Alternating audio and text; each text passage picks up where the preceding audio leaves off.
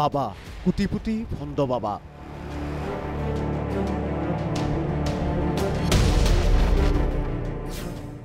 যুৱতী বোৱাৰীৰ নাচনৰ ছন্দত মগ্ন হৈ পৰা বাবা। আমি ক'বলৈ ওলাইছো এজন কুটিপুটি ভণ্ড বাবাৰ কথা। নাম এখেতৰ তাৰা বাবা।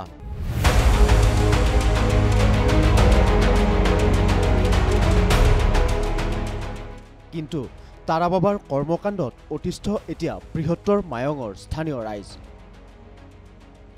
বাবাৰ চৰিত্ৰৰ কথা শুনিলে আপুনিও হ'ব হতবাক। এইজন সাধাৰণ বাবা নহয়। বাবাই জানে হেনো বহুতো তন্ত্ৰ মন্ত্ৰ কৰি বাবাই বহুতৰে বহু সমস্যাৰ লগতে ঠিক কৰিছে হেনো বেমাৰ আজাৰ।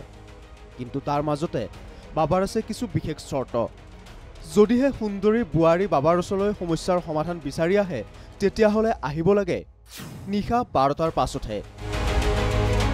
অকল এয়াই নহয়, তাৰা বাবাই উপভোগ কৰি ভাল পায় সুন্দৰী যুৱতী বোৱাৰীৰ নৃত্য।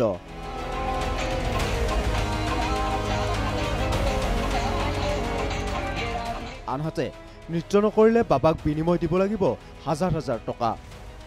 এই কৰ্মকাণ্ড দেখি শুনি হতবাক হৈ পৰিল স্থানীয় ৰাইজ। আৰু তাৰ পাছৰ দৃশ্য এয়া।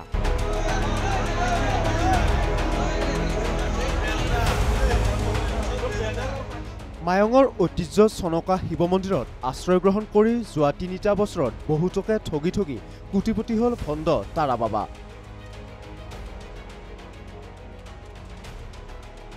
ভণ্ড তাৰা বাবাৰ এনে কাৰ্য লাহে লাহে ৰাইজৰ অৱগত হোৱাত আজি ভণ্ড কোটিপতি তাৰা বাবাৰ এনে কাৰ্যৰ বিৰুদ্ধে বৃহত্তৰ মায়ঙৰ ৰাইজে অনুষ্ঠিত কৰিলে ৰাইজমেল অনুষ্ঠিত কৰি ভণ্ড কোটিপতি তাৰা বাবাৰ বিৰুদ্ধে গৰজি উঠে মায়ঙৰ ৰাইজ।